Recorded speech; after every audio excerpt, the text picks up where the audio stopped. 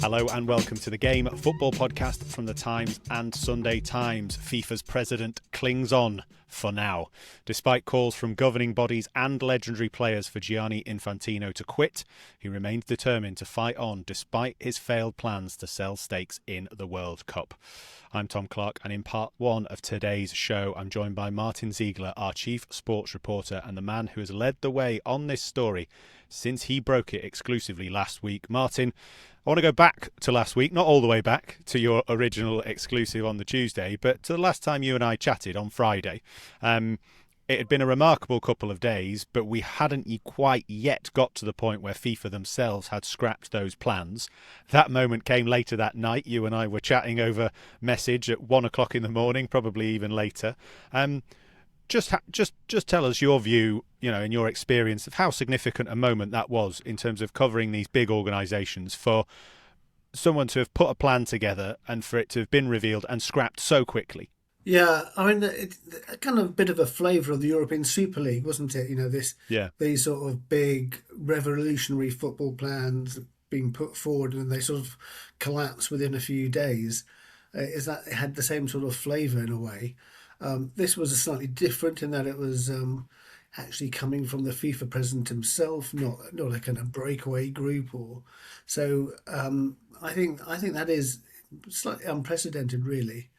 And I think for many people, with all the there's been obviously a huge amount of interest in this globally around the plan to sell off the World Cup to private investors, or a stake of it anyway, and also around Infantino himself and his future.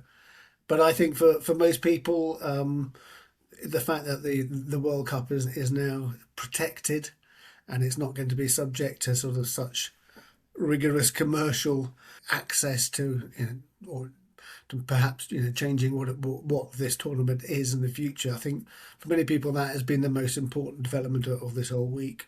Yeah, absolutely. I mean, lots of conversations after the Super League. Again, another story that you had broken yourself. You say there that there'll be a kind of relief amongst football fans about this plan from FIFA. Do you think it is done now? Do you think it is off the table forever, future presidents and everything? Do you think this moment puts a full stop at the end of anyone ever trying to sell the World Cup? Yes, because one only has to gauge the reaction from the people in the street, the fans, everybody, media, administrators, prime ministers. I mean, we've had both Andy Burnham, the British Prime Minister, and the Canadian Prime Minister saying this was a terrible plan, should never have happened, and questions now should be asked around Infantino's future. So I think when you get that level of reaction, whoever becomes FIFA president in the future, and who knows in 25 years' time, but certainly in the medium to long term, medium to short term, I can't see anybody ever risking anything like that again. Yeah, a big relief for football fans all around the world, that idea. Just before we talk about Infantino and his future and the things that have happened this week, all the comments that have been made and where we stand now, just give us a sense for Infantino as a person and within this world that he lives in. Was this his first defeat? We've talked so often in the Times pages and on this podcast, both with you and your colleagues, about all the things that, depending on your framing of it, FIFA have got away with. Various things in the World Cup that people have said, we don't like that. But was this his first defeat, and being such a significant one? It's not his first defeat. No, he was very keen on bringing in the biennial World Cup. Pushed really hard for that. In the end, he sort of, he always positioned it as not being his. This wasn't his choice. That's something he wasn't doing. I think it was a proposal being put forward by the Saudi Football Federation for this to be looked at. But there was no doubt that FIFA got behind it in a big way and were pushing really hard. FIFA, the kind of former internationals, were lined up to try and support it, and so he was defeated on that. But he positioned it as this wasn't his sort of personal ambition. So or even his ideas. So he kind of got away with it. And also, he tried to arrange private investment back in 2018 with the what was then a sort of proposed new Club World Cup and a proposed new Global Nations League. And those things, that they were blocked by UEFA, and that was a sort of defeat for him as well. But it never didn't catch the sort of public imagination like this has. So he was able to sail through it. This is a very, very bitter and public defeat for him, and has caused immense ructions within FIFA and the football community across the world, in a way nothing else has. Yeah, let's get listeners up to date then on some of those ructions, because there's been so many comments this week since Monday, as you say, once the kind of scrapping had happened, attention turned, as we alluded to when we last chatted on Friday, to his future, Gianni Infantino's future. Of the various many comments that have been made, and I alluded to them in the intro there, about federations, various luminaries within FIFA, former players as well getting involved now, which do you think have been the most telling, the most significant and the most damning for Infantino? I think the kind of internal criticism from the chief operating officer, Kevin Lamore, the kind of number 3 in the organisation, that was very, very damaging. Arsene Wenger saying it was absolutely necessary for this proposal to be withdrawn, that he'd been kept in the dark about it. I think that was fairly significant as well. So, and then also his chief advisor in the US, Carlos Cardero, resigning in protest. All those internal things, I think, were very damaging to his sort of power base within FIFA. And of course, then he's all the European countries rising up against him, and also with it then associated opposition from CONCACAF in Asia. And just coming back to an idea that you mentioned there, this was Alison Rudd mentioned this on our most recent podcast. Is there part of this to do with how he put this together and how secretive he was, and how he didn't seem to loop in anyone within FIFA? It's all well and good us as football fans and people on the outside going, well, this is a terrible plan. But it does strike me slightly as a cynic going, well, actually, his main problem seems to be he just didn't tell enough people. Would that be fair? Well, I think people don't like to be, if you're the leader of a major football confederation, you don't particularly want to find out about it through reading the Times. Yeah. Although obviously we like telling them about it, but you want to feel that you're going to be part of a process. So what actually happened is Infantino kept this project very, very close.